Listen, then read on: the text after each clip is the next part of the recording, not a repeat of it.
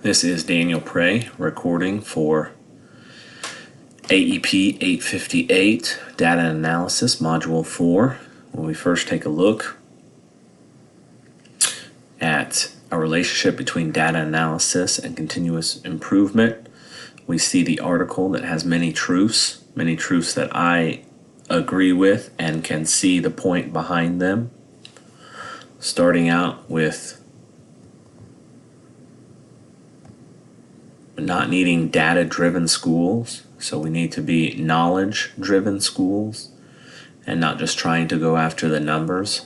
Seems like we can have those impacts. And as we did our last module, Module 3, I got to see the different scores for our school district, USD 323 Rock Creek, and compared to other schools such as Sabetha, we were very comparable to, and Colby, that we were much higher than.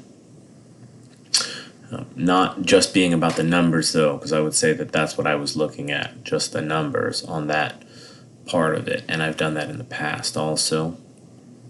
That I'm not doing it alone, that I'm looking at it with other educators that are in my building, throughout my district,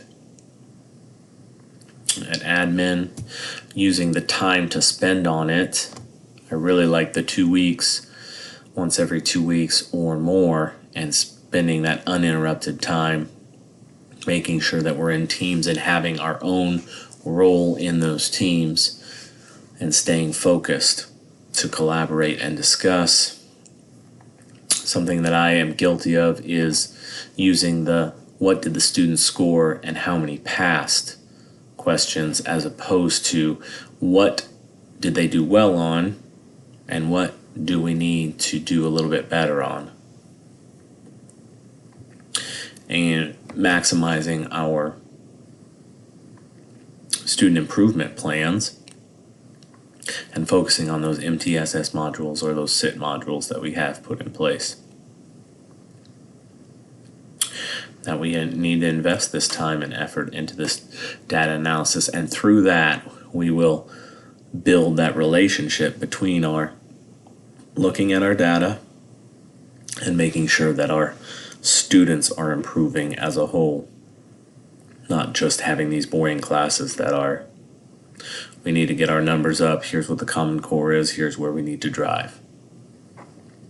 The second aspect of what we talked about was looking at the warehouses, the different analytical systems that are out there. I chose the Power School one, Performance Matters, because my school currently uses Power School for demographics, along with grading and along with attendance.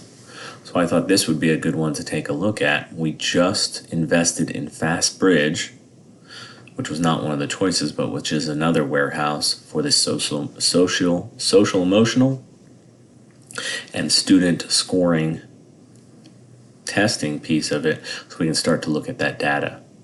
Very user-friendly for FastBridge. Seem to do a pretty good job. We've had some bugs with the software working through the first couple, this last week of testing. I like the look of this one. I like the look that it has the demographics piece also, that you can take a look at that and see those numbers. I like that it looks similar to the state testing. If you take a look here, red, yellow, and green. And I'm sure that, and it talked about that you are getting specific interventions in the areas that our kids are low in for reading or math. I am not 100% if it goes into science and social studies and some of the other stuff as well. But I thought they did a very good job. I also watched the video and think that this could be, or I wish our district would have at least seen or known about this prior to going all in on Fast Bridge. The impact of using a warehouse similar to this is great. You're not just relying on data from state assessments. You're getting more scores for fall, for winter, and for spring on top of your state assessments, so you can compare and combine You also are progress monitoring throughout on